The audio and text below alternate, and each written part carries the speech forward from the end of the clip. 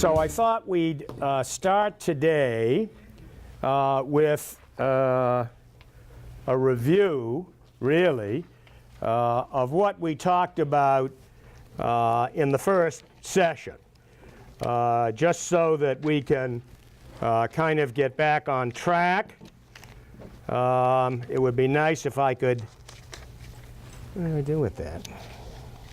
That's what happens when you have too much time to before class. So you'll remember that we spent some time Tuesday chatting about the concept of pardons, where they came from, for how long they had been around, a brief history of how they had been used in the United States.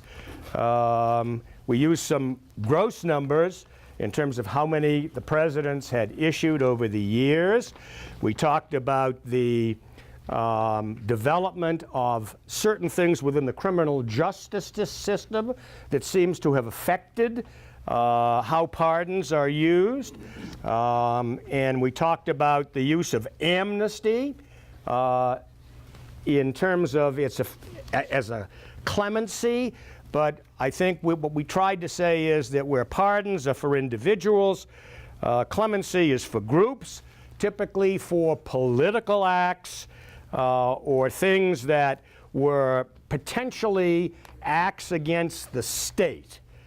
People who, during the war, didn't want to enlist, whatever, during the wars, because we've had a series of wars.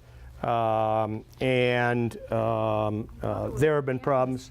I'm sorry? Amnesty, yes. You didn't say amnesty. Oh, I'm sorry. I meant to say amnesty. Okay. Thank you. Amnesty is a group act. The group can be as small as two, and in Reagan's case, it was millions because they were immigrants. They were never named because there were just too many of them. They probably didn't know all of the people who were involved. But as a result of that legislation, there were millions of people, literally millions, estimated at about 3, who were entitled to a quote-unquote path to citizenship. Where have we heard that phrase before? So we're hearing a lot of that now. Interesting, I think, that Mr. Reagan, who is the godfather, or at least has been, of the contemporary or modern Republican Party, even by many of the Republicans in this Congress, they don't seem to be concerned about his position or interested in his position on immigration, although, to be fair, he had to be dragged kicking and screaming into that position over some period of time. We also talked about the development of the law over a period of time, where in an early case the pardon went from a private act to a gift which could not be imposed. You remember that case about Mr. Perovich, who was transferred to Leavenworth Prison and tried to get out because he said he had never, that the pardon was only, could only be granted as a full pardon and not as a partial pardon, and the court ruled that wasn't so. There's another interesting case that I didn't mention that I want to mention today. I think it's relevant to some of the things that have been happening in the last couple of days. Burdick versus the United States. Mr. Burdick was the editor of the New York Tribune, at one time a very important paper in this country and certainly in New York, in 1914. And he was a witness in a federal grand jury, and he refused to answer the questions about sources for his news articles, which dealt with customs fraud. And he said under oath that he refused to answer because, quote unquote, it might tend to incriminate me. So basically he took the Fifth Amendment.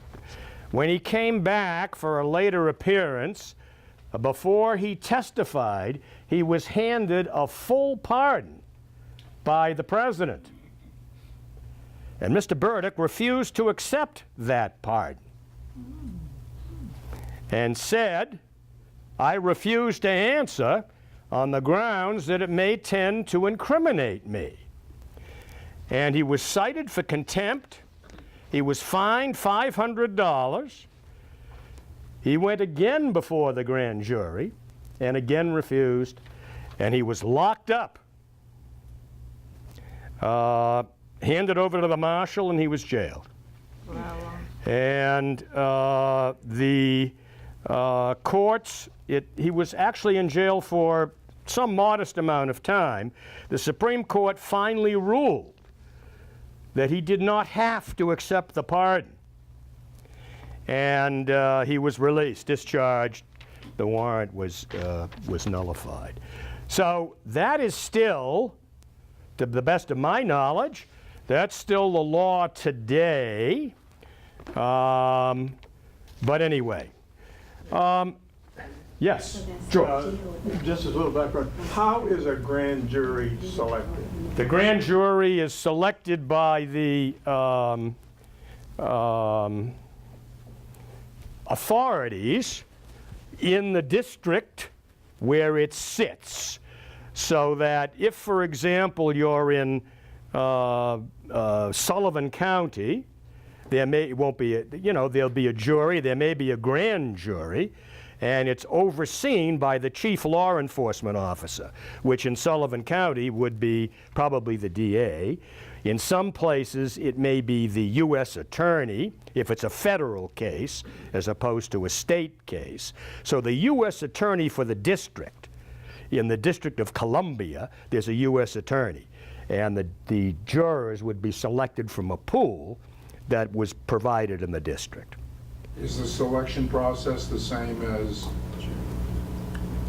where the attorney, where I guess the managing attorney can accept or reject? No, we're not talking about juries.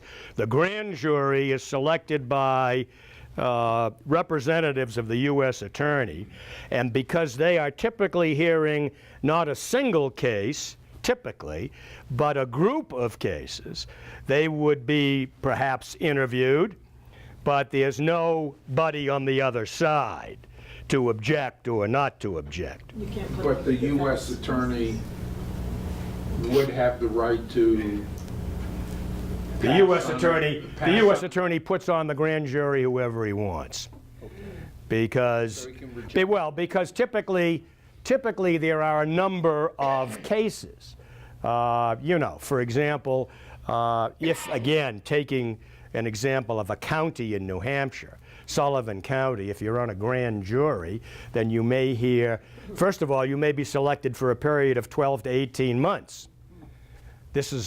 You're not sitting every day, but you're sitting and you're committed. You may hear anywhere from 20 to 200 cases. So there's no way to get, and frankly at that time, the U.S. attorney has no idea, may not know, who the possible defendants are who are coming before them. So in this case, in the case, for example, in D.C., if Mueller is going to, Mueller doesn't get to impanel the grand jury, the U.S. attorney does. But Mueller goes to him and says, I've got possible indictments, and then the U.S. attorney would arrange for a number of, X number of people to sit and some alternatives, and that's really the way the process. It's possible for a grand jury then to have a, quote, political attitude, unquote. Well, I would say it's probably almost impossible for a grand jury not to have a political attitude. I mean, how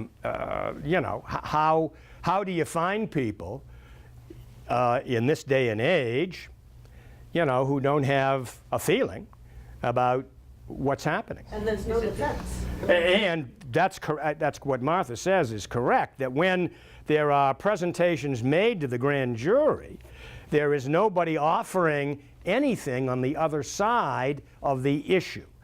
The grand jury simply decides yes, that is something that we want to hear, and after they hear it, that there's enough evidence to suggest that it's worth going forward, a bill of indictment. Barbara? Is the pool of people the same for jury duty and grand jury duty? No, it's typically bigger because the grand jury is typically a greater number, But how do they but accumulate these people? well, they just, I mean, each jurisdiction, I assume, has its own kind of process. I don't think there's any one process. Volunteer? No, I don't think that's, people who volunteer would be, you know, you're on a list that's a rotating list. You've got to be, for example, there was a time when, you know, lawyers couldn't be on juries. Now they can be on juries. Typically there are age limits. I think most jurors today, I don't think in most jurisdictions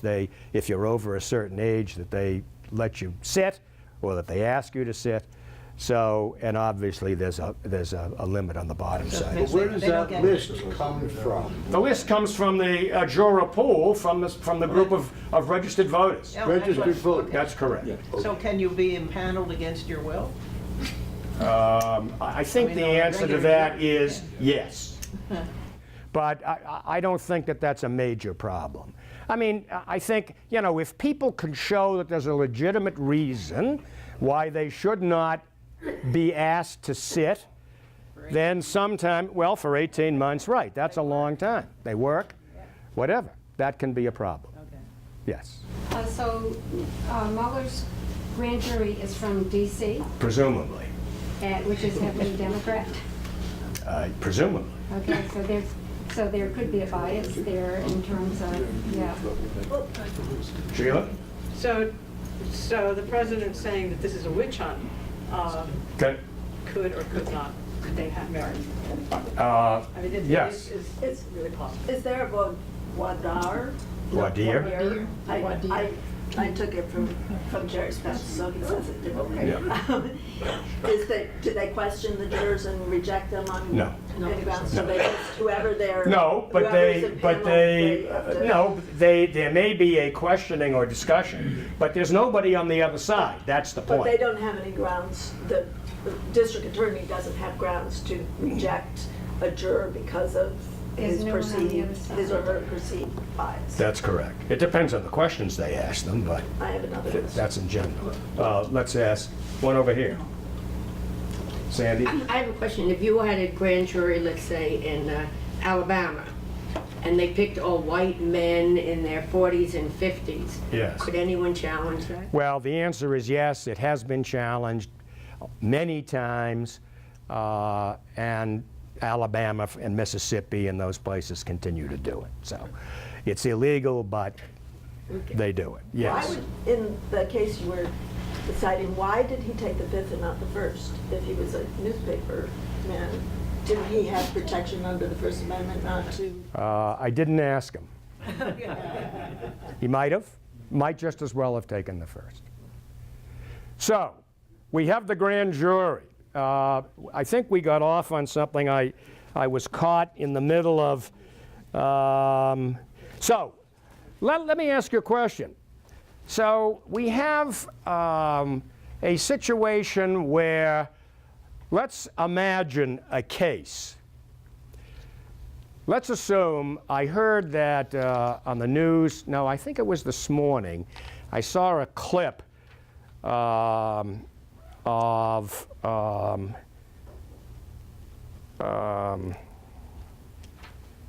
General Kelly, thank you. There are so many generals around. Of General Kelly. Whatever happened to those other guys, by the way? When was the last time anybody ever heard or saw of McMaster? He's like dropped off the face of the earth. Protecting the football. And Mattis is, I don't know, at the Olympics? I'm not sure where he is. And anyway, Kelly said, I have not had any personal communication with Steve Bannon since he left the White House. So that leads me to believe that Mr. Trump has had a lot of personal conversation with Mr. Bannon since he left the White House. Now that's just me, because I'm a very suspicious character in these in these matters. Let's assume, for the sake of argument or discussion, that Mr. Trump and Mr. Bannon have had conversations, and Mr. Trump has said to Mr. Bannon, basically, obviously you need to be careful about what you say, but don't worry, because no matter what happens, I'm going to pardon you. Let's just assume that. Okay? Now let's assume there's a period of time that goes by, and whatever happens, or doesn't happen, happens, and Bannon is indicted, and Trump pardons him. Is that pardon legal? Sure. It's obstruction of justice. Now he has to tell the truth if asked. Well, I guess, you know, it's a nice question, maybe, but I think the best answer is, yeah, it's legal. Even if the pardon itself can be construed as obstruction of justice, or if it's obtained by fraud, if somebody actually went to the president, any president, not just this one, and said, here's $100 grand or $200 grand or whatever, I want a pardon, and the president granted the pardon, and there was clearly fraud involved, that pardon, to the best of what I've been able to determine, is still legal. That is to say, there is no procedure by which I have been able to determine that anyone could. Now, somebody might be indicted for fraud. You know, you could indict the parties for fraud, which is a different crime or event, and they may be convicted of that crime. And if the president was still in office, he could pardon that person again. But if he wasn't in office, he wouldn't be able to pardon the person again. So, yes, there's a way that the crime could be, you know, could be subject to the law, but for the actual exercise of the pardon, there doesn't appear to be anything that can be done. Bob? Innocence by his pardon? Well, I think that was a common thought during that time. Richard? So in that in that situation, if the person offered $500,000 Right. to the president or the president's whatever. Whoever. Okay. Could the president be charged with fraud? Well, I think the answer is yes, but we're going to talk later in another class about whether the president is indictable during his term of office.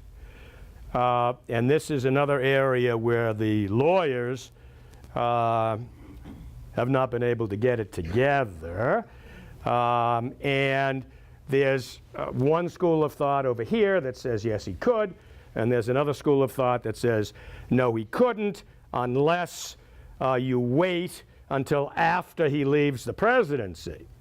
And the issue of whether, if this crime is so bad, why not impeach him as opposed to indict him? So all of those issues kind of surround that. Did you have a point? I did have a point. Marty? If you waited too long and the president was out of office, then you couldn't pardon himself. Are we going to go? Well, we're going to get to that. We will. Pardoning himself. Yeah, that's kind of toward the end. Okay. That's, you know, when there's no more left to talk about, let's talk about the most implausible thing of all, which maybe could happen. Yes? Could you talk a little bit more about Trump pardoning Bannon? At one point, could he do it? Bannon? Bannon? Yeah? I'm sorry, at what point? At what point could he? Well, that's another question. So in the concept of a preemptive pardon, theoretically, Trump, again, theoretically, maybe he could pardon him now, tonight. But if he pardons him tonight, it creates potentially more problems, because we're not sure at this point what he's been indicted for. In fact, he hasn't been indicted as best we know. So so this would be a little early. But if he was indicted, he could be, at that moment, he could be pardoned. And you'll remember the language that we quoted Tuesday with regard to the Nixon pardon, which was any crimes that he committed or may have committed. That hasn't been used typically, but I think we may see it again. And that's a very nice question. The courts really have never ruled on that question. If he was preemptively pardoned Bannon, Yes. wouldn't that open him up to not being able to plead the Fifth? That's a terrific point, and that's a very important one. If you pardon someone for a crime or an offense, then that person no longer has the right to self-incrimination because they've been pardoned. So they have to answer the questions. Isn't that, So, isn't that true only if they accept the pardon? well, assuming, yes, of course, that's right. That's the pardon that's been granted and accepted. That's correct. So for a moment, so if someone accepts a full pardon for everything, from the time they were born to the time they're going to croak, then literally they can't take the Fifth Amendment on anything. But if the pardon is only for this bribe, then the Fifth Amendment privilege for the bribe is the only privilege which in fact has been waived. So you take executive privilege instead. Well, let's maybe. You Barbara? claim if you're pardoned, can you still be questioned? Oh yes, absolutely. And you can't take the Fifth Amendment, of course. So that's the point we're making. You cannot take the Fifth Amendment as an excuse not to answer. If you get a broad-based pardon like that, then you go out and commit a crime and the... Well, you can, but the pardon, I mean, I think that's the whole point. You know, Trump once said, it may have been the only true thing he's ever said, at least in the whole time that I've been listening to him, I could shoot somebody on Fifth Avenue and no one would do anything. So let's assume he does shoot somebody on Fifth Avenue and he gets a pardon for that, right? Maybe he pardons himself. Let's be a little facetious here. Maybe he pardons himself. And then the next day he goes out and he does it again. So I think, and it's kind of, you know, so we don't want to get carried away with this, but I think you can posit a whole bunch of very interesting questions here. And I think for the purpose of this class, or these discussions, we need to, you know, try and be as realistic as we can, although I think when I watch the news at night, realism seems to have disappeared from our universe. So let me move this along, because I'd like to get to, I decided we'd kind of reverse. I wanted to move up this discussion of executive privilege. And again, I'm going to ask the question, you know, what is the executive privilege? So the so-called executive privilege has been around really from the very beginning of the Republic, but not in those terms. Washington actually had to face certain questions from Congress. The Jay Treaty, which was negotiated by the Secretary, by John Jay, Congress wanted the background information and the details, and the President said, basically, I'm not going to give them to you. And then they wanted details on certain efforts of fighting against the Indians, which was the war at the time. And again, Washington said, I'm not going to give this information to you. They never used the word executive privilege. But from the very beginning, the question of the Congress versus the executive has been a conflict in an issue. The first president, to the best of my knowledge, that used the phrase executive privilege was Eisenhower. And he used it in the context of issues that he had with the Army McCarthy hearings. And they were trying to get Congress, certain members of Congress, were trying to get information from Eisenhower, from Ike, and from some of his cabinet officials. And Eisenhower famously said at that time, any cabinet member who releases any information to the Congress will not be working for me that evening. That's what a military man has to say. Some military man has to say. So that was the beginning of this process. Now, it turns out over a period of time that some presidents have used executive privilege more than others. So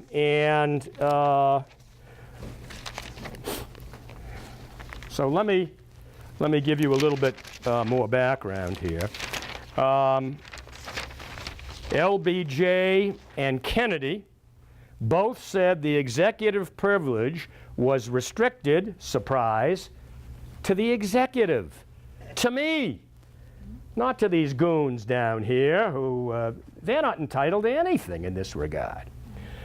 Nixon said, you know, he was entitled to executive privilege, and of course, the case, the famous case in 1974, U.S. versus Nixon, was good news and bad news for Nixon.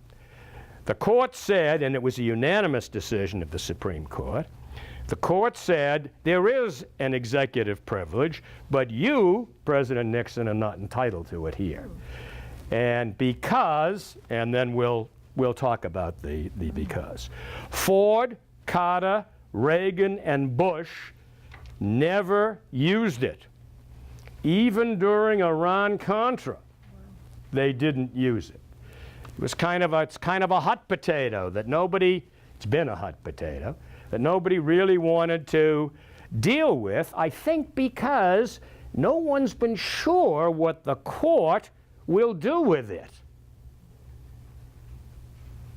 Clinton, during his period of time, particularly during Whitewater, used it 14 times.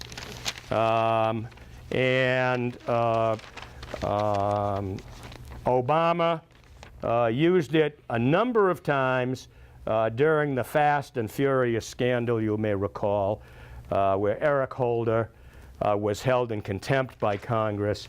We're going to talk about that case a little more. But yes.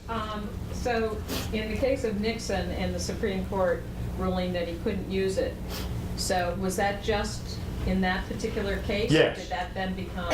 Well, it was in that particular case, but we'll look at the language and see how it was construed. But it was, yes, in that particular case. So the current state of the law, or at least pretty close to the current state of the law, let me see if I can move this up for you here, is this is a wonderful legalism.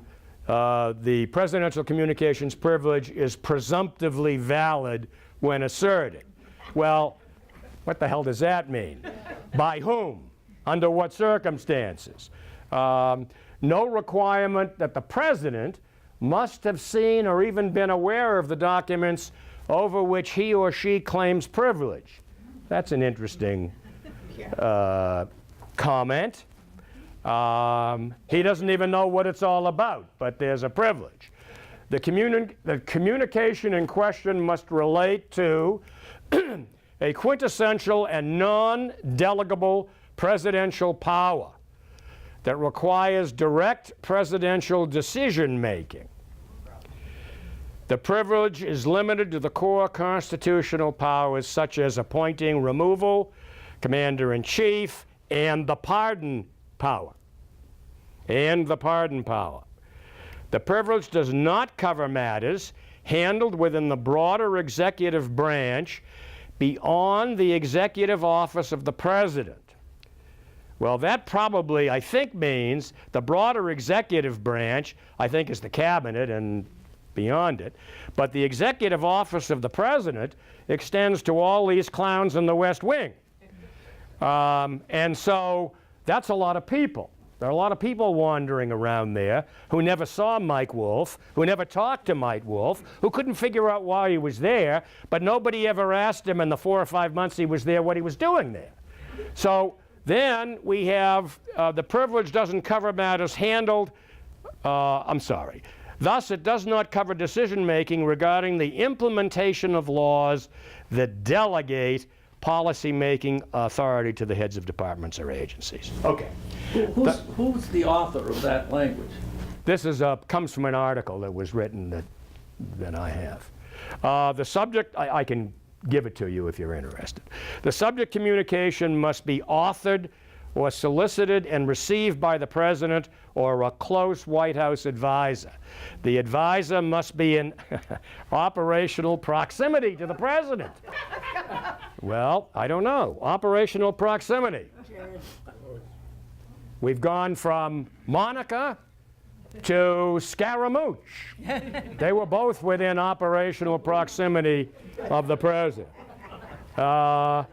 Then we have the privilege remains qualified. And I think this is important. It remains qualified. Come on. Here it is.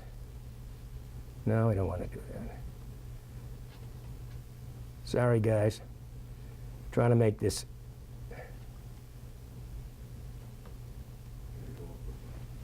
There we go. So the privilege remains qualified in that it may be overcome in showing that the information sought likely contains important evidence and is unavailable elsewhere to an appropriate investigative authority. The president may not prevent such a showing by granting absolute immunity to witnesses who would otherwise provide the information. Now, that's what I'm here to suggest to you is, and again, this is just my evaluation of what the current law is. We have 2 other lawyers in the room and a lot of other lawyers out there, that what's going on now is a complete it's ridiculous.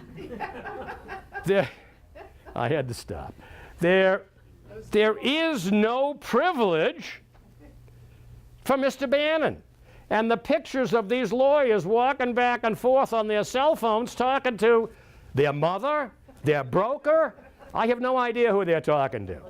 But it's preposterous. It's out of a Disney film. It's foolish. 11 hours Mr. Bannon was in that room. What were they doing there? I have no idea what they were doing there. How could he have been there for 11 hours and not answered a question? He answered it, no. So, I mean, I don't understand. And the lawyer who was representing Mr. Bannon is representing several other people in the White House, including Trump's counsel. I mean, this is a clear conflict of interest. It's just, this is a law school exam question. You know, it just couldn't happen. But it's where we are. So, this is, so the reason I wanted you to, I put this up because I thought it would be easier to see it in print rather than having me trying to just kind of throw it out at you. This is a summary, granted summaries with all the problems they have, summaries have. I just want to continue on just for a bit because there are a couple of key cases that should be mentioned. We've already mentioned Nixon and the Watergate case, which of course we're going to go back to. Here are some issues which were left open after the Nixon case. Does the president need to have actually seen or been familiar? The court, I think, since that time has said no. Does it encompass documents and information developed by or in the position of employees in the departments and agencies? The answer is no, it doesn't have to. Does the privilege encompass all communications? And if that's, I think, still an open question. And what demonstration of need must be shown to justify release of materials? Well, that, of course, would be the question in each individual case. The court, I think, will never be in a position to draw a box around what is acceptable and what is not acceptable for a matter like this, because each case will have its own unique characteristics. So there are a number of cases. The SB case, you may remember, we was Secretary of Agriculture under Clinton, there were a number of other cases. Do you remember Harriet Mears? Who remembers that name? Yeah.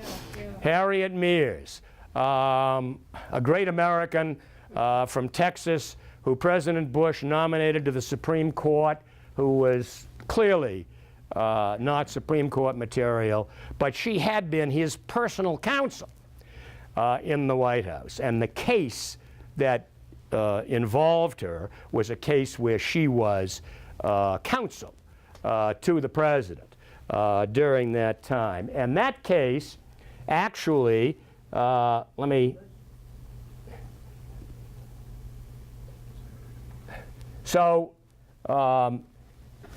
presidential communications privilege is constitutionally based but qualified and may be overcome by a substantial showing of need and unavailability, rooted in the constitutional separation of powers and checks and balances, all those good things that we learned about in who took civics classes?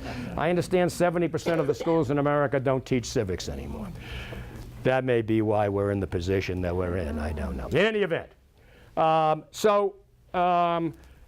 the issue here, or one of the issues here, is how we respond to these kinds of concerns.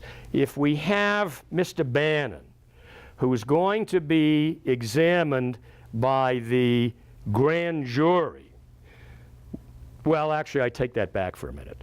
It's not clear to me that Mr. Bannon is going to appear in front of the grand jury. What's clear to me is that he's going to be examined by the special prosecutor. Those are two different things.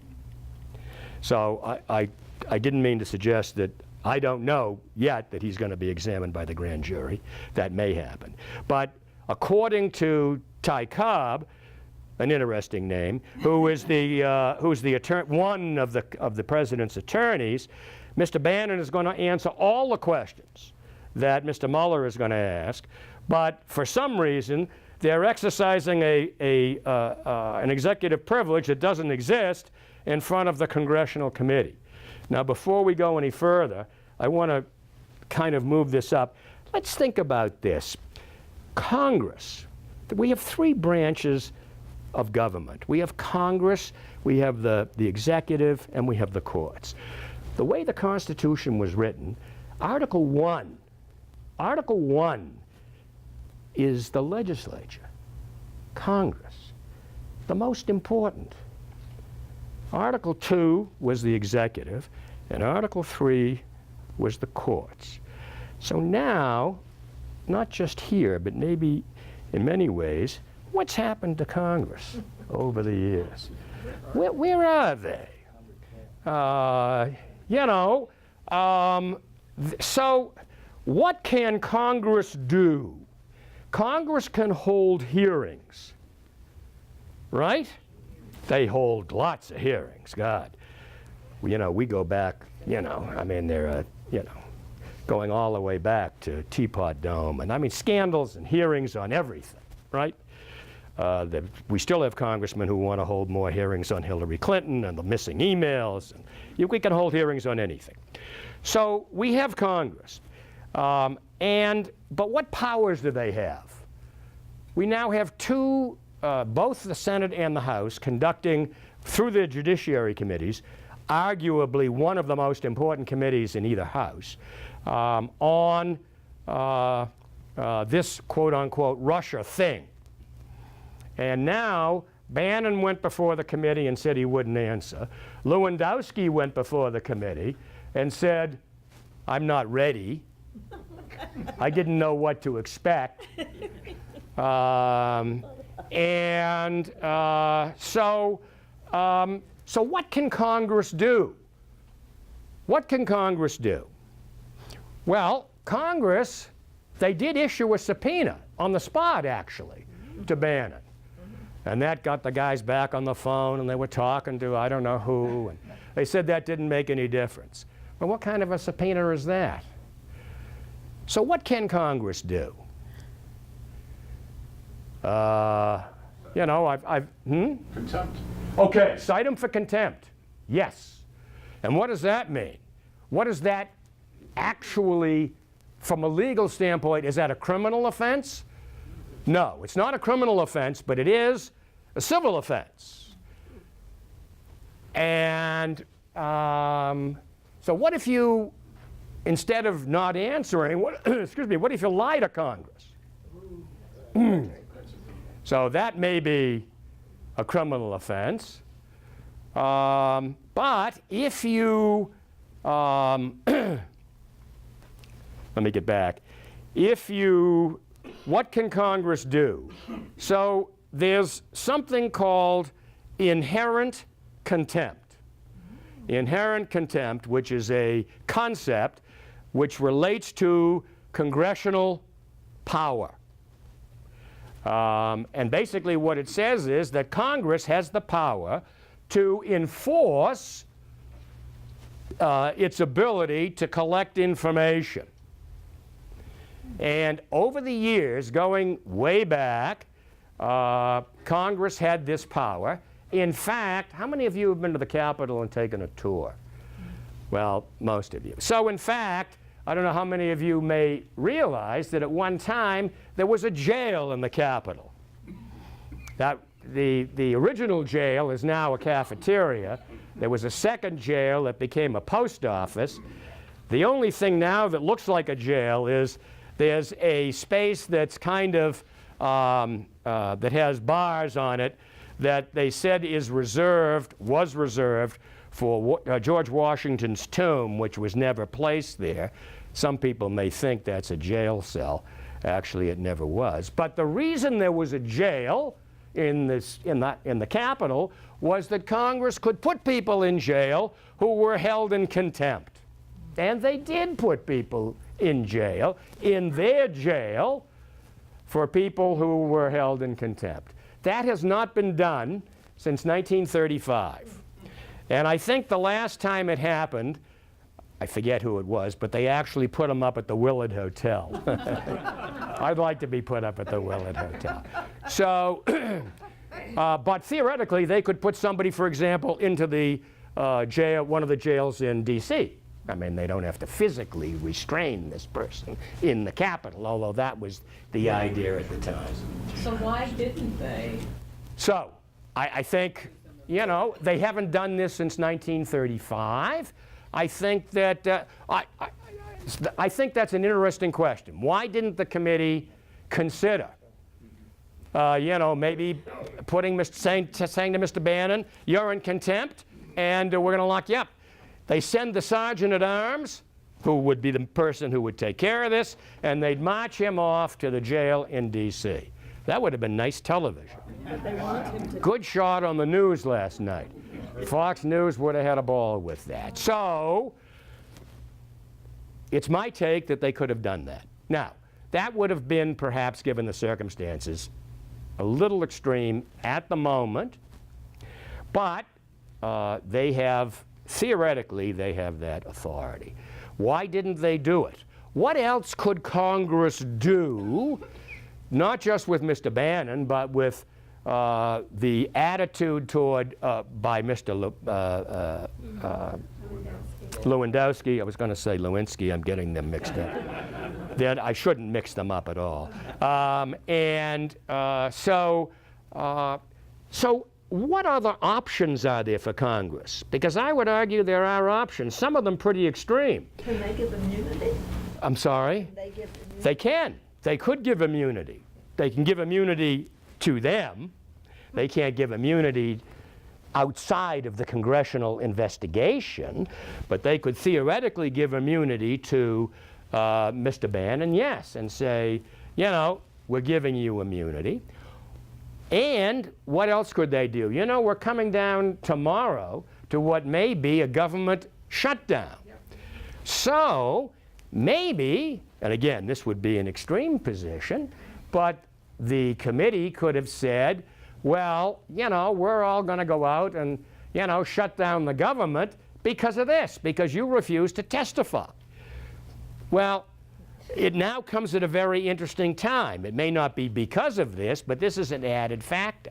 So one of the things that's not clear to me, I don't know if it's clear to any of you, is how serious are the majority party about all of this? I mean, do they really care about this? The answer is I don't know. There are other things they could do.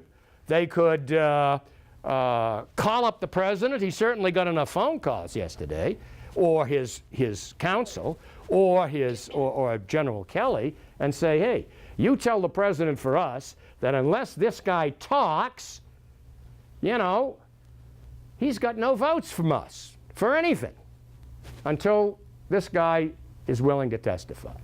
They could say that. Marty?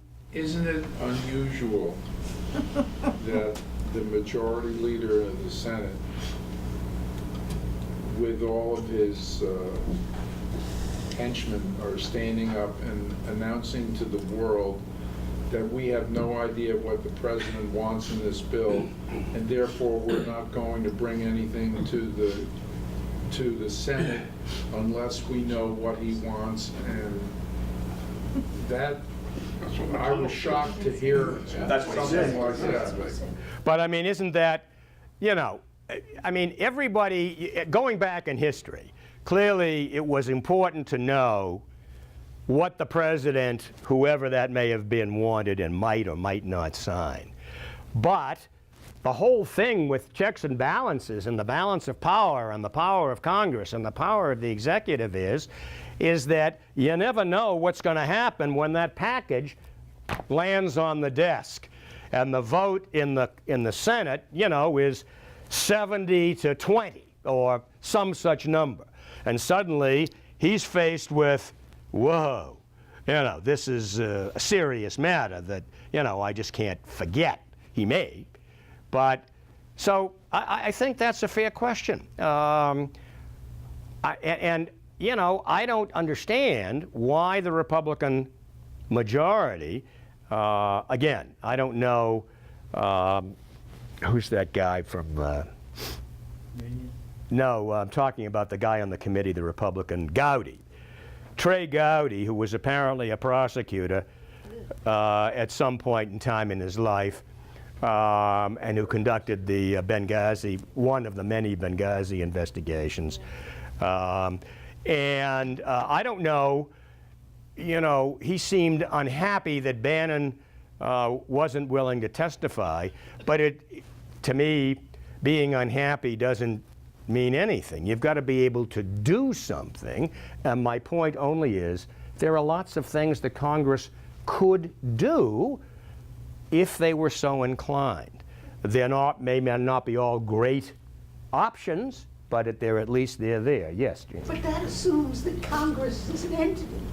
I mean, right now, there are so many divisions and so many different differences within the Republican Party, within the I hear you. majority party. I hear you. That there is no Congress in the sense that there used to be a Congress. Well, I think you make one important point, which is that if the committee wanted to do something, the best they could do would be perhaps a contempt charge, which would have to be approved by the Congress. And, you know, I can't see the Speaker, for example, at the moment going forward with anything like that. And it may be that that's true with all the other alternatives as well. But again, if you don't take that first step, then you never, basically, you're wasting everybody's time. Why is Congress even having these hearings? I mean, they haven't really been able to push it off the dime. Because the hearings started before Mueller started. That's true. So they really don't have to do anything now except wait for Mueller. But they had already started. Yeah. Well, let's take, I think this is a good time to take a break. I wanted just to go back for a sec. I found this document which has some comments, this going back to pardons. You'll remember we talked about some of the political pardons that Clinton had issued on that last day when he was in office, and which is often, you know, thought of as the beginning of the end of in the pardon area. So these are quotes from a number of different publications. Clinton appeared to be tying up loose ends for many of the independent counsel investigations that had daunted him and several other members of his administration virtually from the beginning. He pardoned 4 individuals convicted as a result of the Whitewater Independent Counsel: Susan McDougal, Christopher Wade, Stephen Smith, and Robert Palmer, his former housing secretary, Henry Cisneros, and Linda Medler-Jones. He wiped the slate clean on the independent counsel's investigation of former Secretary Mike Espy, commuting the sentence of Espy's former chief of staff, Ron Blakely, and pardoning Richard Douglas, Alvarez Farrelly, John Hemingston, and James Lake. And he reportedly struggled over whether to pardon his former close political associates, Webb Hubble, I think you'll remember that name, and Jim Guy Tucker, who were both convicted in Whitewater, but did not pardon them. How would you like to know that he was struggling and then didn't do it? Wow. Then commutation grants were made to Harvey Weinig, a New York lawyer convicted of money laundering for a major drug organization, who had been privy to a murder-for-hire scheme and whose commutation was vigorously opposed by the U.S. attorney. He pardoned 4 Hasidic Jews who were convicted of embezzling federal grant money to benefit their community.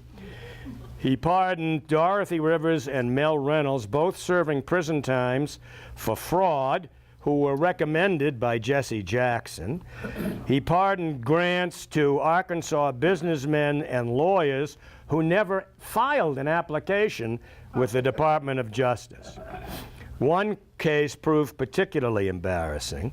It was that of a man named A. Glenn Braswell, whose 1983 conviction for mail fraud and perjury was pardoned, even though he was then subject of another FBI investigation for tax evasion and money laundering. It was reported in the press that Braswell had paid Hugh Rodham $200,000. Clinton pardoned his friends J. Fife Symington III, former governor of Arizona, who was awaiting retrial on charges of mail fraud, and John Deutsch, who was the former director of the CIA, who had pled guilty only the day before of misusing classified information. Howard Mechanic, a fugitive from justice for 3 decades, faced with a return to prison, was granted a full pardon. He only asked for a commutation. But in what may have been the most unusual use of the power, the president preemptively commuted the sentence of his college classmate, Paul Prosperi, a Florida lawyer who was awaiting resentencing after a conviction of counterfeiting securities and tax evasion. The warrant manifesting the Prosperi grant stated, "I further hereby commute any total period of confinement that has already been imposed or could be imposed that is in excess of 36 months. And I further commute any such period of confinement to be served as home confinement." So there's a history of these things, and I suspect that we will see more of that as we go along. I also wanted to, just to kind of, what's behind here, whoop.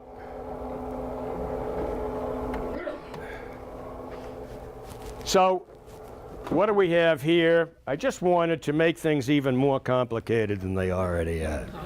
So what the courts have done in their infinite wisdom is that they've now created basically two kinds of privilege. One is PCP, sounds like some kind of something for the EPA, is a presidential communication privilege. This is the privilege that we, I think, would normally expect to see in the executive privilege area. And then they've come up with this deliberative process privilege, DPP. And that is the privilege that has been assigned basically to the congressional subpoena process. This is the normal subpoena process from Mueller. This is the congressional privilege, and there are some technical, I don't think we need to get into them, there are some technical differences that the courts have discussed. As I say, if you're interested, I've got some documentation that I bring this up because it's possible that we may hear about that. I doubt it from the commentators. But Did you say these are new? no, well, they're not new, but over the years, the court has come up with these concepts as being somewhat different in their scope. So I just wanted you to be aware of that.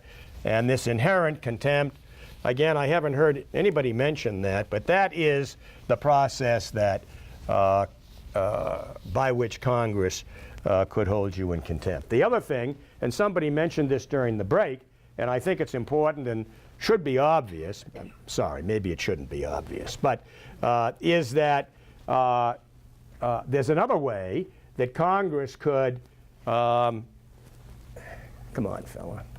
There's another way that Congress could get somebody to testify, Mr. Bannon. They can go to court with their subpoena and say, make them testify. And Congress has done that in the last 10 or 15 years several times. I mentioned Harriet Mears. She was forced to testify by a court, and there's another case, I forget at the moment, but there's at least two examples of people who were then employed, it's another point, then employed by the White House. Mr. Bannon isn't even employed by the White House anymore. So that's a whole other question as to whether any privilege should apply. So in any event, that's, I wanted to make that point. It's not critical that I get this on the screen, but okay. Oh, I do need the screen. I didn't bring it down. Thank you. So now let's move on to another interesting set of questions. Who can the, yes, Mark. Excuse me, I apologize. No. But, through this process, there have been some people who have declined to respond to questions having to do with the transition. Yes. And the issue is that if during the transition period, you have a president-elect but not a president. Yes. And so does executive privilege extend to the transition involving consultation with the president-elect? That's a wonderful law school question. I love it. Not only during the transition, but during the campaign. Remember, the special prosecutor, we're going to get to that, I hope. The special prosecutor was hired to investigate the issues, possible crimes, during the campaign. So that would clearly, in my view, carry forward through the transition and into after the inaugural. But I can certainly envision arguments that would say that these are three separate periods of time and that they may, in fact, therefore create interesting discussions. That's the best I can do. So let's come back now to who can the president fire? And for that matter, hire. But who can he fire? And it was a very, and this relates not indirectly to Mr. Mueller and others, Mr. Sessions. I think we could agree he could fire Mr. Sessions tonight. Why hasn't he fired Jeff Sessions? Because he just used it as a diversion away from his Oh, that could be. son-in-law. Right, maybe. If he fired Jeff Sessions and put anybody into that position, what would that do to the situation with regard to Mr. Mueller? Remember now, Jeff Sessions is recused. He wouldn't be recused anymore. So that's right. The Attorney General, whoever he or she might be, would no longer be recused. So would that mean that the direct line from Mr. Rosenstein to Mr. Mueller would disappear, and that now whoever the Attorney General is would have that direct line? Gee, that's a good question. I don't know. I had another thought, I'll leave it. He's not going to appoint his sister as an Attorney General, is he? Well, Does the Attorney General have to be approved? Yes. Yes. Yes. But as we're going to hear and talk about, the president has the right of an interim approval. That actually is in the Constitution. Whoa. Whoa. An interim approval that doesn't have to be approved. So, you know, the president does have a sister who was a former federal judge who looks just exactly like him in drag. She's actually a very smart lady. She was appointed to the district court by Reagan. I think Reagan appointed her to the district court, and one of the supporting lawyers for her nomination was Roy Cohn. And then she was appointed to the federal bench, where she was a very aggressive judge. She's retired, but you know, it's always occurred to me that Supreme Court, wow. she could. Anyway, we'll leave that. So that's another story. So in 1926, that's before all of us were born, this case was heard by the Supreme Court, although this case actually began many years earlier, and it took place during the term of Woodrow Wilson. A guy named Frank Myers was a first-class postmaster. That term had a meaning in those days.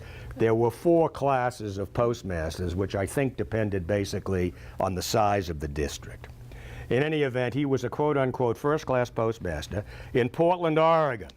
He was appointed by President Wilson to a 4-year term. He was then reappointed by President Wilson to another 4-year term, and 3 years into that appointment, the second appointment, the President demanded his resignation. The Postmaster General, acting on instructions from the President, removed Myers from office. Myers protested his removal to the President, and by petition to the Senate Committee on post offices. While he was fighting this, he did not obtain other employment, and his former office was vacant. Several months after his removal, he brought suit against the United States, seeking his salary from the time of his removal until the end of his term. The Court of Claims ruled against him, concluding that he hadn't filed on a timely basis. The issue: may the President unilaterally remove an executive-appointed official previously confirmed by the Senate prior to the expiration of his appointed term. Now, remember, all of these guys, I think then they were probably all guys, unfortunately, now many women, were approved by the Senate in those days. Every postmaster had to be approved by the Senate. So, historically, going back, well, let me go this way. At that time, Taft was the Chief Justice of the Supreme Court. You'll remember he's the only man who served in that position and as president. And he delivered the opinion of the court. And he said, basically, that the power to remove executive officials rests with the President, and Congress doesn't have the authority to alter that position. It was interesting that while Taft was president, he removed 74 people from postmasterships, and every one of those removals was approved by the Senate. Interesting. The case was actually 6-3, and as is often the case when you look at Supreme Court decisions, it's always interesting to see whether there's a dissent, and as importantly, if not more importantly, who dissented. So, in this case, as I say, it was 6-3, and 2 of the dissenters were Oliver Wendell Holmes and Felix Frankfurter. And they basically said, this is ridiculous. That if you have a situation where you require congressional Senate approval, that, and you've been doing this all of these years when you throw people out, or when, you know, that this doesn't, basically just doesn't make any sense. And also at issue in this case was something called the Tenure of Office Act, which had been an act which had been passed by Congress after the Civil War in 1867, and which had been repealed by Congress in 1886. This court said that that act was invalid. Invalid? It hasn't been on the books for 40 years. So there's some question about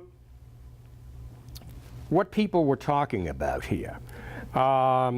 It's interesting that there are other cases where, remember, we have, I can never think of the name of that agency that Cowdray stepped down from, that was set up by thank you, the Consumer Finance Protection Bureau. So,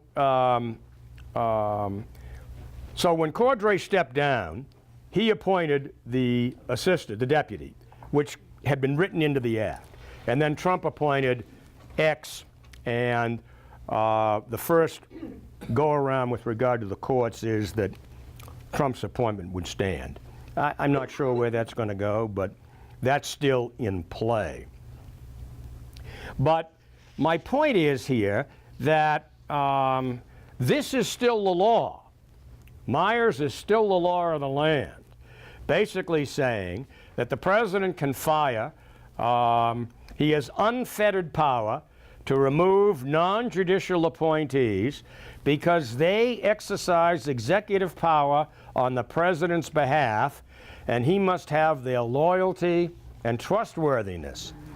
Postmasters? Well, in any event.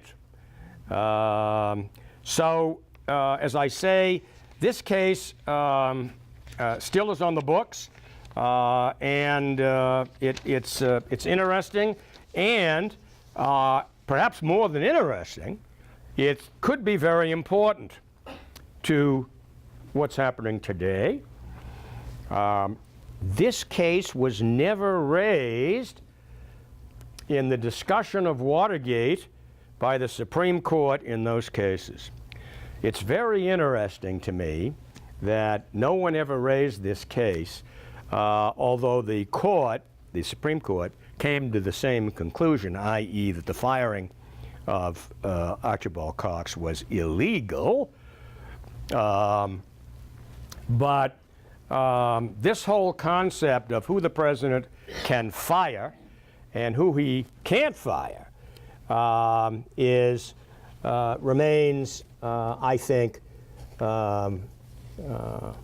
remains interesting. What would happen? Let's move this down the line. Let's assume that the president decides Mueller's got to go. So he has to turn first to Rosenstein. And he calls him up and he says, hi, buddy, you know, you got to do this. So I have no idea. My guess is, if I had to guess today, I'd say that Rosenstein wouldn't do it.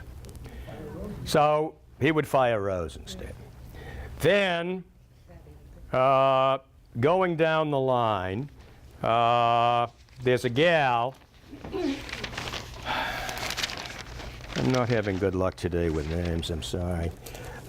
There's a gal who is the deputy, very smart lady, whose name I do have here.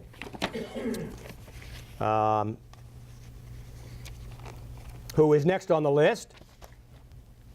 And I would say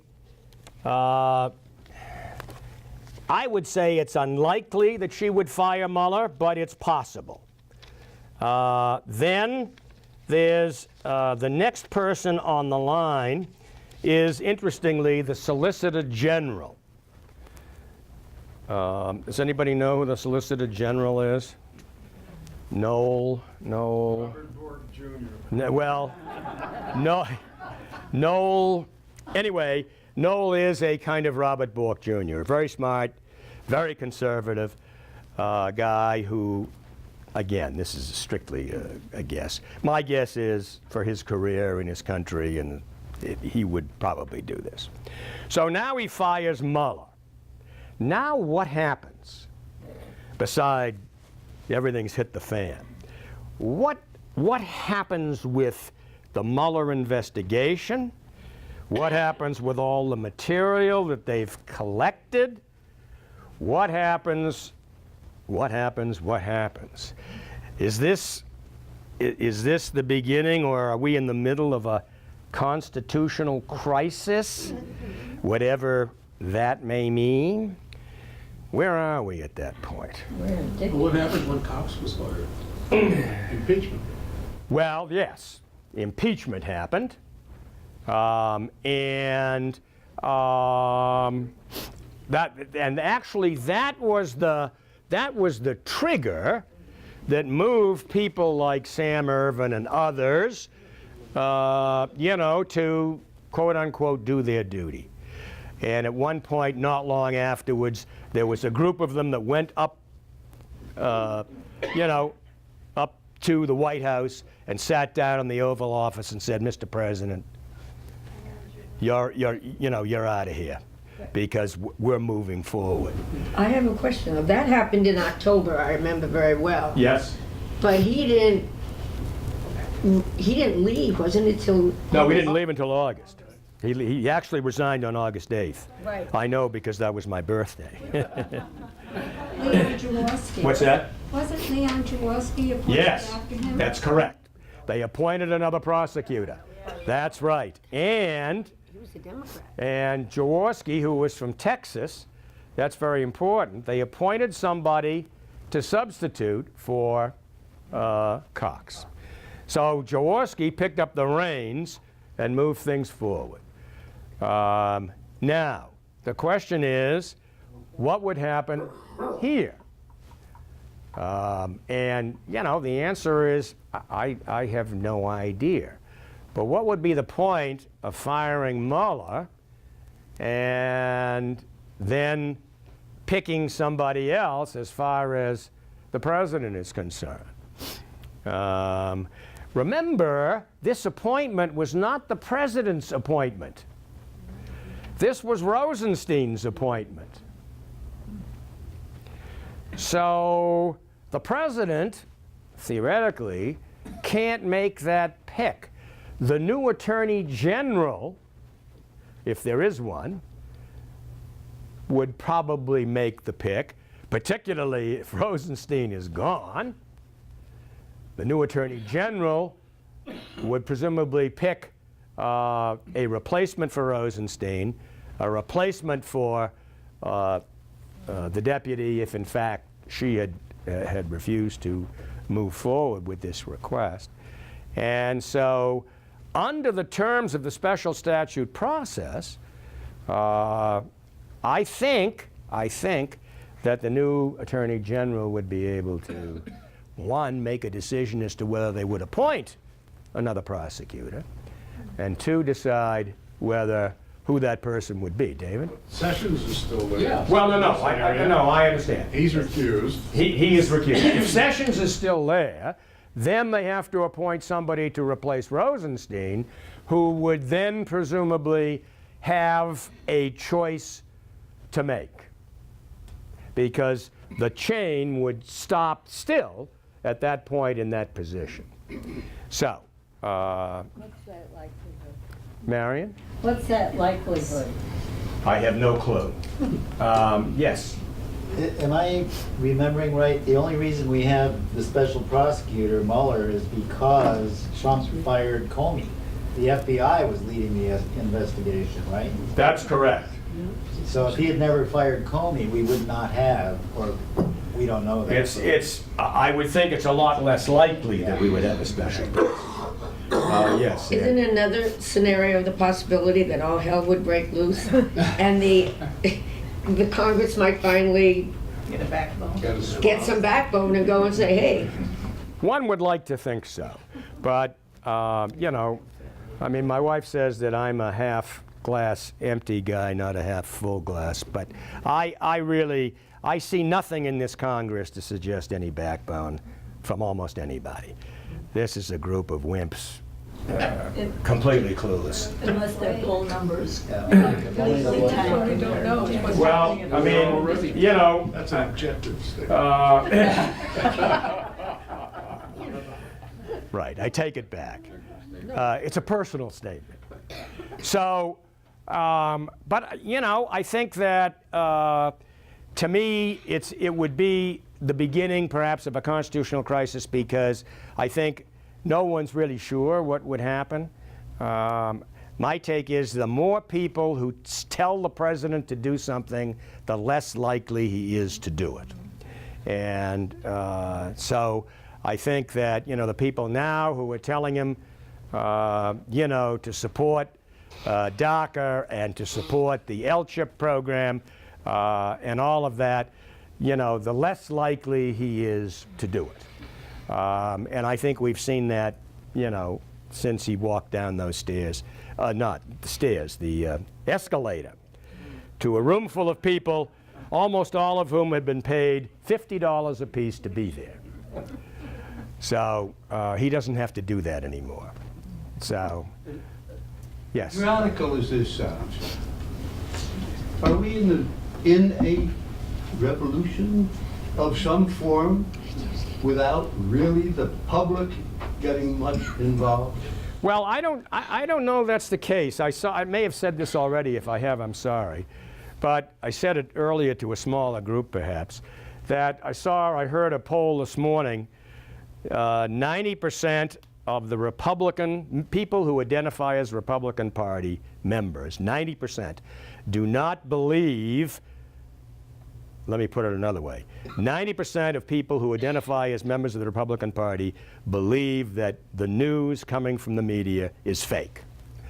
So that tells me that there's a serious problem out there, wherever it is, and that there's a disconnect. You know, 60 million votes is a lot of votes. And, you know, does he have now 40 million or 50 million? I don't know what the answer is. But I think even in the midterms, and of course we're early here, even if he were to lose the House, even perhaps the Senate, that, you know, this game is not over. He's not going to change one iota if that happens. Not one iota, in my opinion. So I think we're living with this. We haven't talked about impeachment. We'll go there at some point. We haven't talked about indictment of the president. We'll go there. But what I'm saying now, I think, is he can, the way the courts seem to have ruled, he can fire, you know, most anybody. We haven't talked about the hiring piece, but you may remember that back during Obama's term toward the end, he made some interim appointments to the National Labor Relations Board because there were 3 vacancies and they literally couldn't operate. And he appointed 3 people on an interim basis, and there was a case they decided that was 5-4 and against a guy whose name actually I think was Noel Canning. And he was a Pepsi distributor. And anyway, Canning sued in the Supreme Court saying that the verdict in this decision should be thrown out because these appointments were illegal. And the court, 5-4, upheld his position. And the court basically said that these appointments, intersession appointments, they made a distinction first between intersession and intra-session. Appointments that are made between years, you know, the session ends at the end of December, or intra-session, where they go away. And you'll remember famously that one of the things that McConnell did, for example, when they tried to nominate Merrick Garland, was that he had these famous, you know, 30-second gavels where 6 guys would come back and they'd gavel into session for literally a minute and then gavel out so that they were quote-unquote in session, and there could be no intra-session appointments. So the court in this case said basically that the time could be no less, the Senate can't be in session for less than 3 days. How they came to that is an interesting question. Before the president could make an interim appointment, and preferably it needed to be a 10-day period. Basically what they did was to eliminate the possibility of the president's making interim appointments if the other side was to object and had, you know, significant number of people. So we were talking over here earlier about the size of the Congress way back when and what it is today, and one of the interesting questions, I think, is why is Congress so, you know, why have we come to the position we're in? And there are lots of reasons, but clearly one of them is this party over country bit, which has come rampant into our society, and we don't seem to be able to do anything about it. So, questions or comments on that? So, so much for, at the moment at least, for whom we can hire and fire. I think that I want to move now to the topic of the special counsel, because I think that we're getting to, you know, that point. I believe that in the materials I sent you in an email, I sent you the announcement of the appointment and the actual verbiage. I don't have it here to show you, but in quick summary, Mueller was appointed to investigate Russia's efforts for interference with the 2016 election, any links between the Trump organization, the campaign, and the Russian government, and other matters that arose or may arise directly from the investigation, and any other matters within the scope of 28 CFR 600.4a. What the hell is that?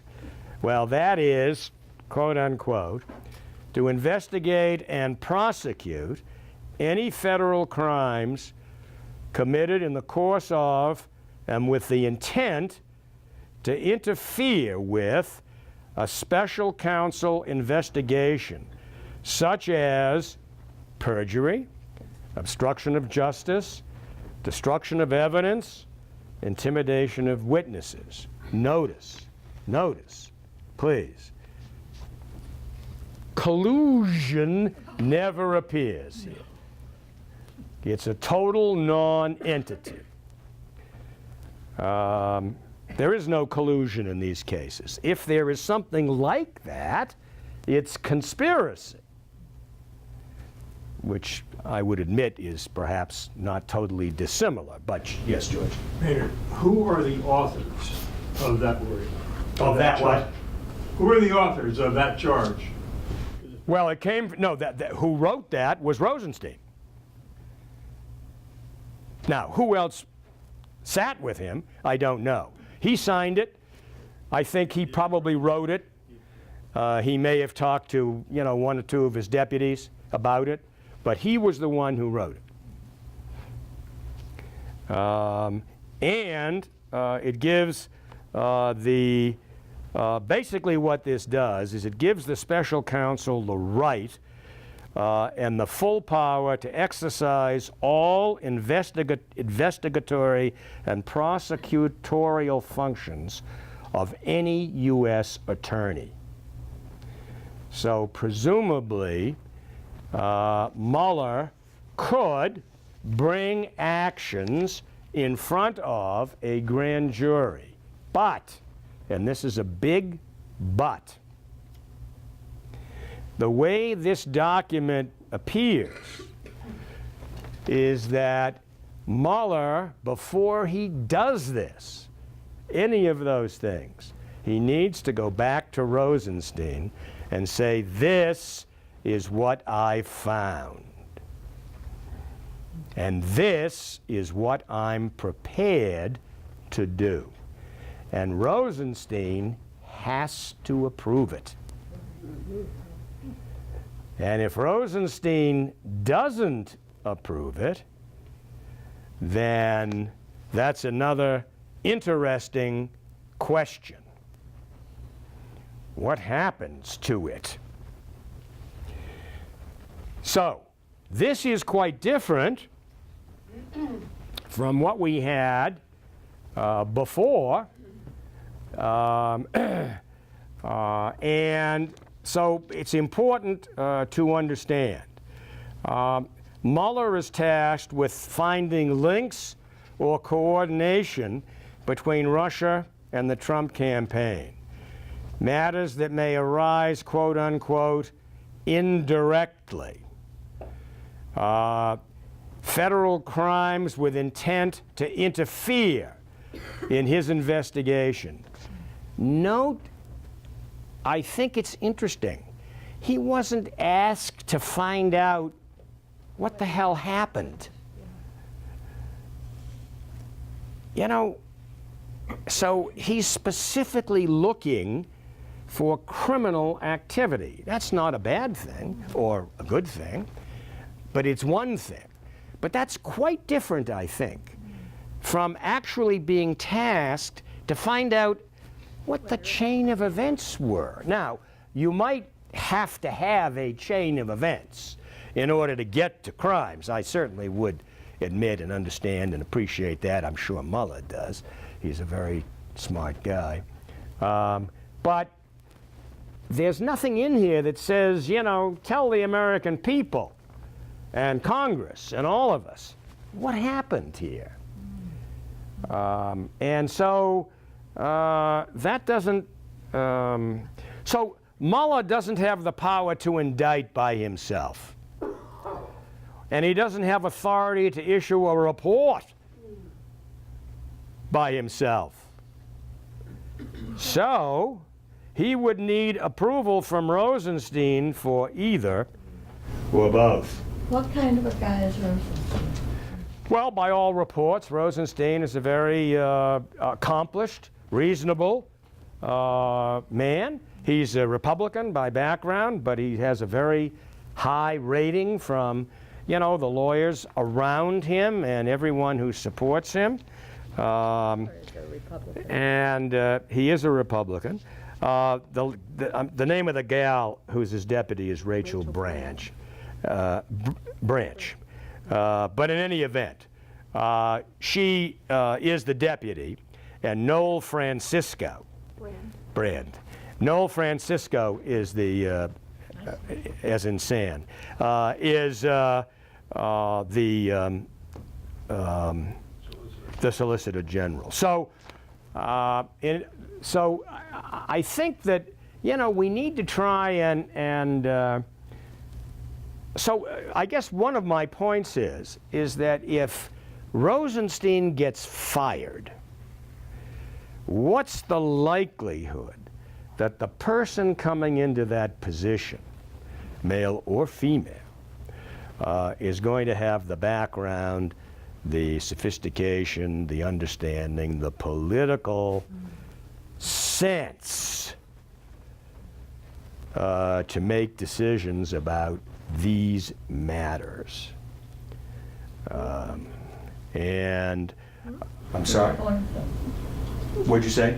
Who would appoint the guy that comes in? Well, I think we've said if Sessions is still there, then that appointment, Sessions can't make the appointment. So the president would have to make the appointment. So I think if Sessions is not there, then X, whoever is there, would make the appointment. Did you have your hand up, Roy? No. No, okay. I can understand it. So this is, I think, you know, an interesting conundrum for us here. The special prosecutor is now a special counsel. I wanted to give you a little history here. The first special prosecutors in our country go way back. Ulysses Grant appointed somebody in 1875 to investigate, appropriately enough, a whiskey ring scandal. Mr. Grant was a great drinker. And he then, Grant fired the special prosecutor and appointed somebody else to continue. In 1881, Garfield appointed a special prosecutor to look into the Chester Arthur administration. Teddy Roosevelt had two special prosecutors during his time, investigating one, the post office, and two, a land fraud. Calvin Coolidge had a special prosecutor investigating the Teapot Dome. Harry Truman had a special prosecutor, Newbold Morris, who was investigating the IRS. Morris was filed by Truman's AG, McGrath, and Truman promptly fired McGrath. So again, we've had issues like this before.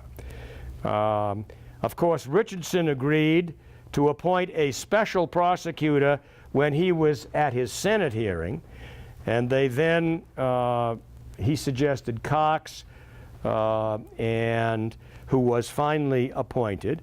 And then we've mentioned that after the Saturday Night Massacre, Leon Jaworski was appointed. There were two other Watergate prosecutors. Anybody remember? Henry Ruth and Charles Ruff, who was the fourth and last Watergate prosecutor.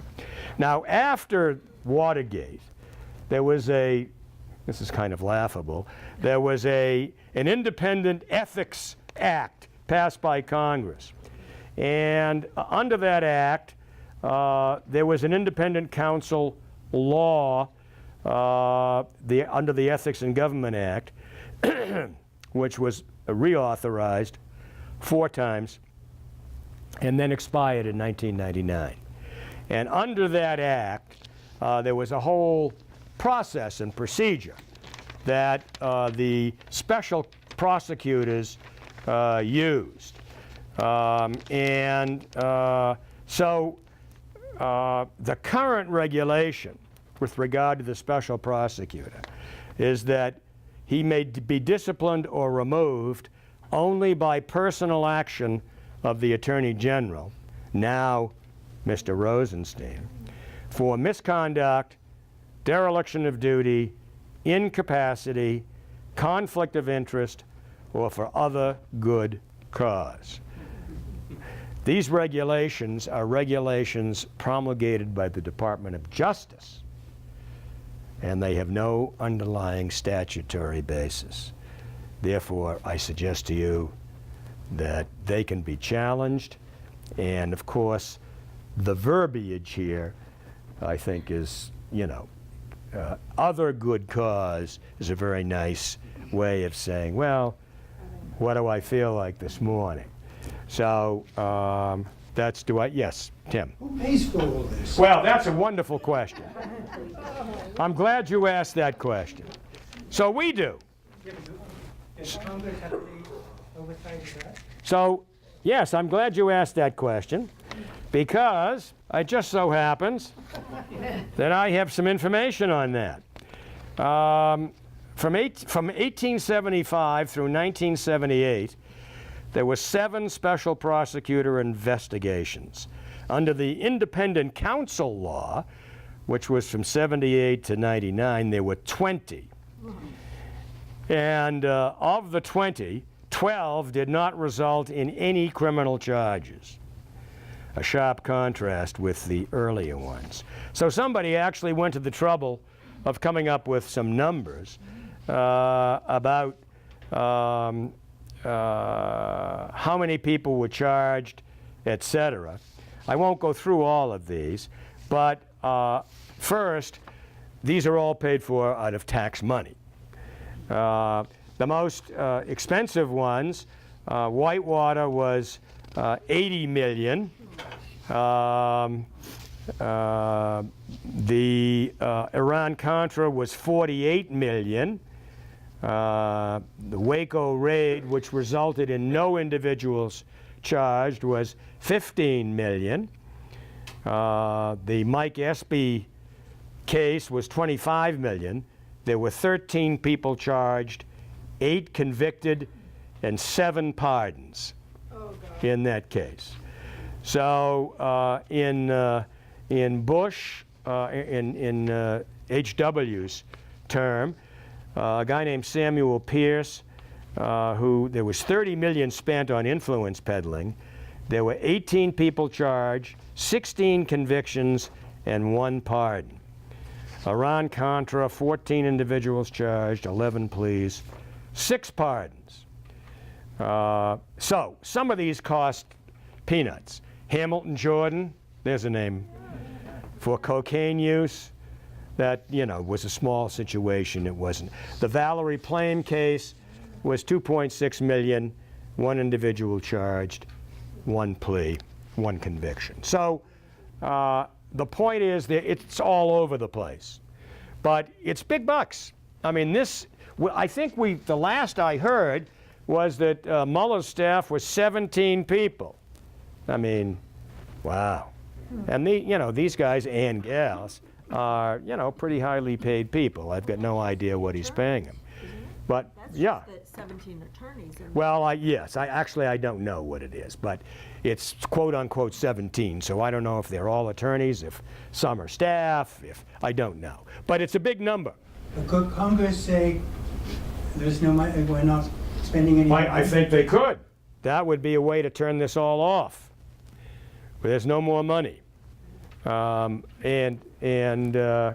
Mike. Where do they decide whether to have a special prosecutor or just the department prosecuting themselves, Justice Department? Well, that's a fair question. I think that the law sets up a situation where the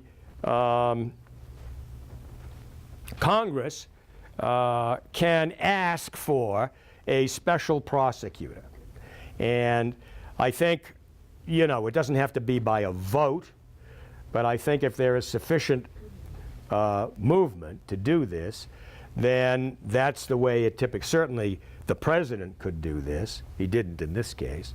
I'm sorry. So that's typically the way it happens. The other thing is that the congressional investigations typically take a separate track. It's not a question of necessarily being better or worse. It's kind of a different track. And so I think we wonder, and perhaps legitimately so, whether we need all of this time and effort going into basically one overall question. But anyway, that's the way the system has operated. In a hypothetical case, Rosenstein disappears. Yep. A new deputy is appointed who has the right to get rid of Mueller or stop the investigation. At the same time, Congress switches, goes from one party to the other party. Yes. If the replacement for Rosenstein says there is no reason to prosecute anybody or continue the investigation, given the turnover of Congress, can they then go to Mueller and ask for all of the information that he had acquired, et cetera, et cetera? So I think that's an interesting question. I think the question I asked before, if the investigation is stopped in some way prior to this turnover of Congress, whether it's the day before or 6 months before or whatever, query what happens to all of this stuff. I mean, it's boxes of information. And where does it go? Do we tear it all up and throw it away? Do we put it in a room somewhere with an armed guard? I mean, what happens to it? It's not 100% clear to me. I think there are a number of options. But I would say this, that to the extent that the items were preserved, I think that the next Congress could, quote unquote, pick it up and would have access to it, or at least certain pieces of it. For example, if stuff had gone to a grand jury, that stuff might be separate. But I think that we've seen, how many Benghazi hearings were there? A lot. And so there's no limit to the number of times these things can be unearthed. But what happens when Trump leaves office? Well, that's a whole other thing. So, we haven't talked about the impeachment process. We haven't talked about you know, can you impeach a president after he leaves office? And does it make, you know, is that a common sense thing to even try to do? But I think those are unknown. Well, Mayor, we were having an interesting conjecture over here. Yes, sir. If Trump pardoned himself preemptively for all sins committed in the past that might in the future, is he then no longer protected from self-incrimination? And can he be called before Congress to testify? I think the answer to that is yes. Isn't that easy? If he incriminates himself, he's already. Well, no, I think we'll come back. I mean, I think that's if the, you know, I think the answer is yes. He would have to testify. And well, of course, I mean, you know, that goes without saying. So.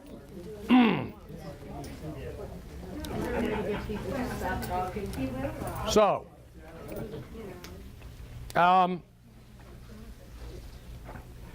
one thing that we've been perhaps talking around but haven't had a chance to look at perhaps in any detail is obstruction of justice, which is an interesting phrase. And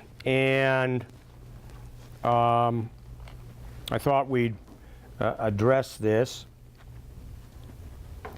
The federal statute on obstruction of justice talks about threats, corrupts, impedes, influences, any action that comes under the explicit purview of a government department or Congress. And it has to be shown that the person made a false statement, withheld, concealed, altered, or destroyed a document that obstructed. And the word endeavored is important here because it doesn't have to be successful. The obstruction doesn't have to have been successful. If you've tried to do it by doing any of these things, you can still be accused of this crime, obstruction of justice. So what about, and we may have answered this question, if you offer a pardon or you provide assurance to somebody of some exculpation in some way, is that obstruction of justice? I think the answer is absolutely, it's obstruction of justice. Now, proving it, there's another story. The intent is really the key word. Lawyers have a great way of coming up with words that are important and meaningful, but are not so easy to define. Keeps them employed. So, intent is a great one of those words. So in Trump's letter to Mueller, with regard to the Comey firing, remember he sent a letter to Mueller, which was basically a rehash of all the previous publicly stated comments. And so I think a very interesting question that has yet to be answered is, what about these tweets? What are they exactly? You know, he has two separate accounts, as I understand it, on which these tweets appear. One is a Donald Trump account, and the other is a POTUS account of some kind. And he mostly uses now the POTUS account, but obviously before he was inaugurated, he used the Donald Trump account, and now occasionally he uses the Donald Trump account. I'm not aware of anything that, I mean, anybody actually trying to make, you know, which account does he use which for. I don't think that's particularly important. But are these official statements? Are these policy statements? Are they rants? Are they, from a legal standpoint, how do we handle this? How would a special prosecutor or a grand jury, or how do you evaluate these? Is this like he wrote a letter, or he was very concerned with Hillary Clinton's 35,000 emails that got lost? Is a tweet any different than an email? He made them policy when he announced his policy with the military when it came down to transsexuals in the military. I mean, he announced that it would be the policy of the United States in a tweet. Right. Right. I mean, Don't try that too many times. Right. I mean, right. I mean, yes, I think, you know, we've seen a number of policies which have been communicated in that way. Well, what about, you know, that interview he had with Lester Holt? Whatever happened to Lester Holt? Anyway. Anchoring the evening news Oh. 5 days a week. Oh, all right. #1 news channel. Okay. So that's what's happened to him. So in that interview with Holt, he said, you know, I fired him because I fired him. You know, I hated what he was doing, and he's gone. It never occurred to me to do anything else. And we've had, I mean, this morning, there was a whole convoluted series of tweets that came out about, I don't even have them straight, but about the L-chip, and then about the wall, right? Because he deliberately contradicted Kelly's comment that the wall had evolved. His thinking on the wall had evolved, and Trump, you know, said, "My thinking hasn't evolved at all," and you know, the wall is the wall is the wall, and you know, Mexico's going to pay for it, you know, with their balance of payments. And by the way, NAFTA's gone, and you know, then he went off. Who knows? So. Well, he blew up the Congress. The other tweet was the one that was incredible. He basically pulled the rug out from Congress. Yes. Well, that was in Congress about an agreement to keep them shut. So there are two other, are there not there? I've heard of two congressional attempts to come up with a compromise here. There's one that Lindsey Graham and another senator have been working on that apparently, thank you, Durbin. Apparently that one is actually in writing. Then there's one that a couple of congressmen have been working on, two young men, one from Texas and one from California, who have been trying to get Congress House people together on, which I gather has not been reduced to writing, which suggests that the likelihood of its being the subject of a bill tomorrow is somewhere between 0 and -20. That's not happening.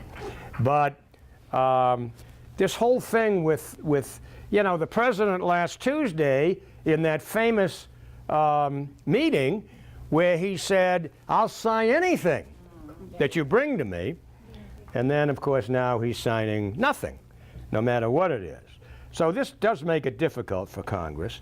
But I wonder how these tweets, because they certainly would be brought up as part of an evidentiary chain of commentary from the president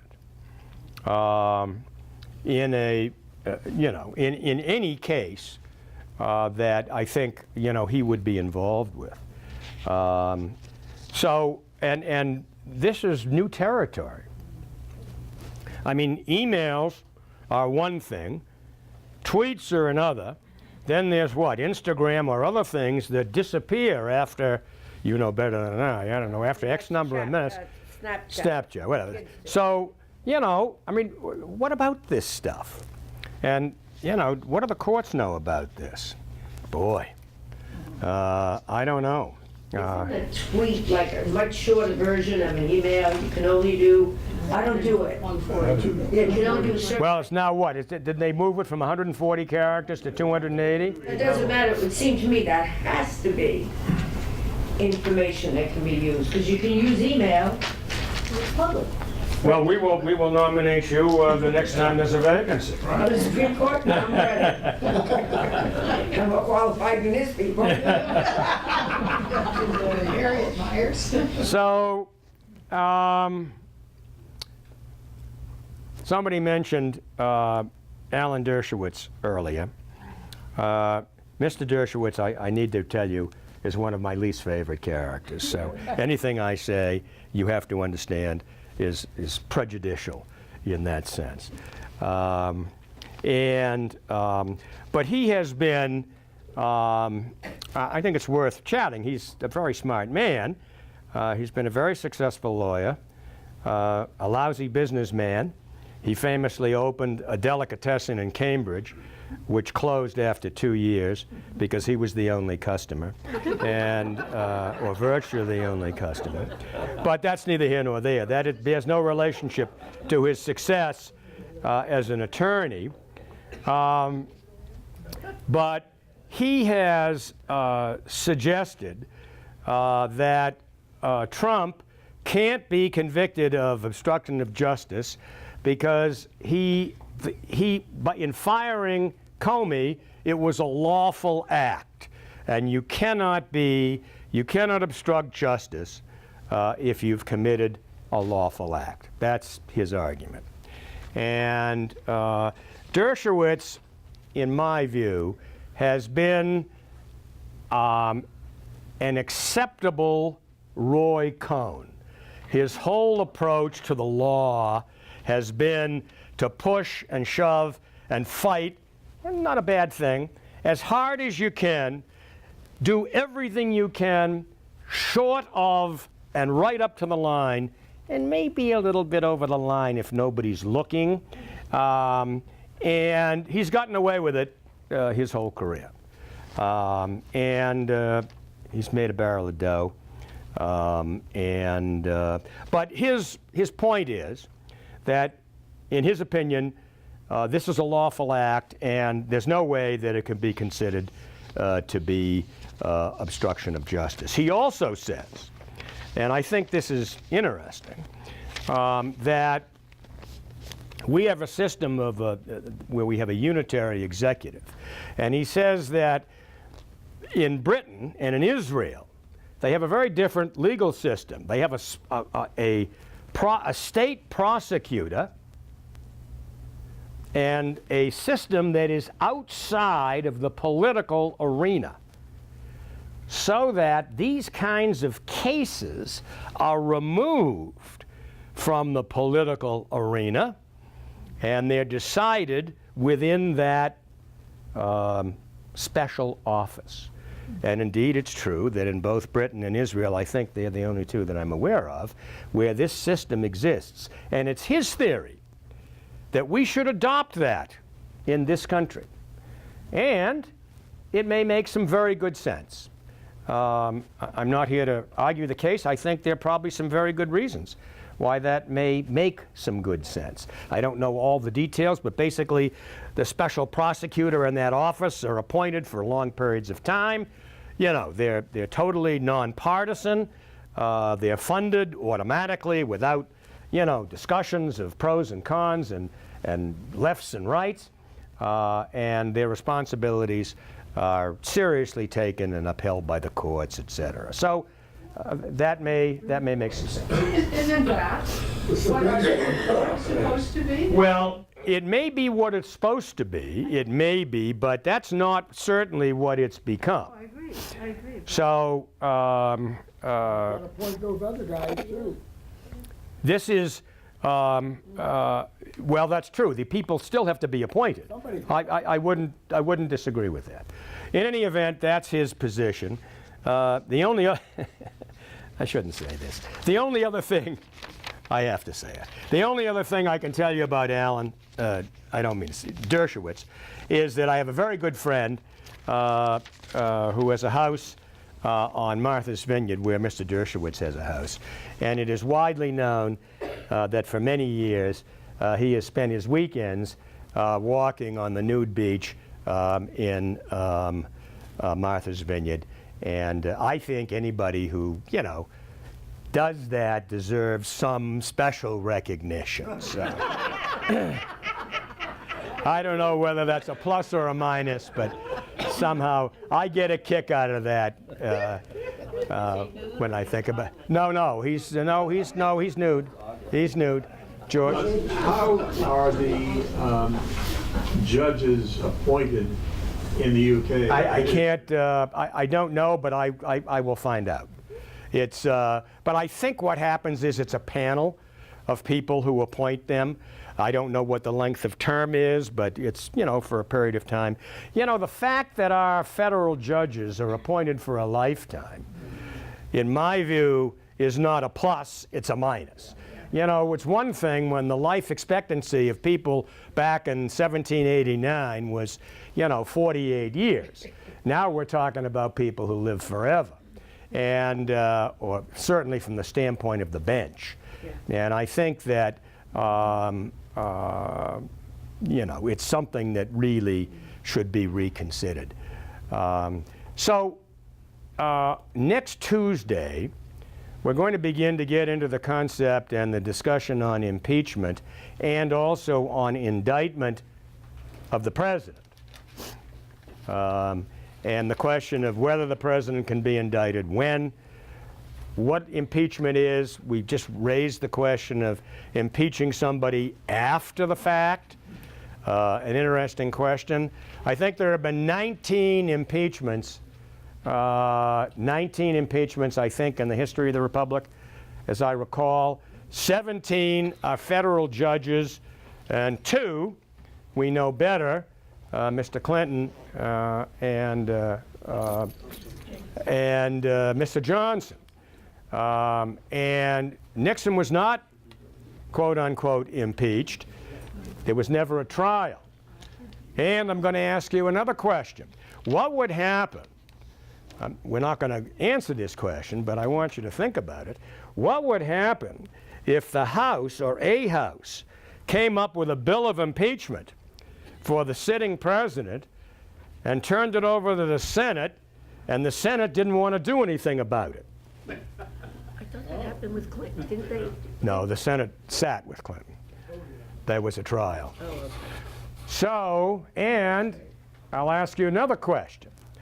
So the Constitution says that the impeachment trial of the president will be chaired by the Chief Justice of the Supreme Court. But who chairs an impeachment trial for the vice president? The president? No, the president. No, probably, interestingly, the vice president could conceivably, because he's the head of the Senate. There's nothing that says he couldn't do that. Anyway, there are a number of very interesting questions that we can talk about.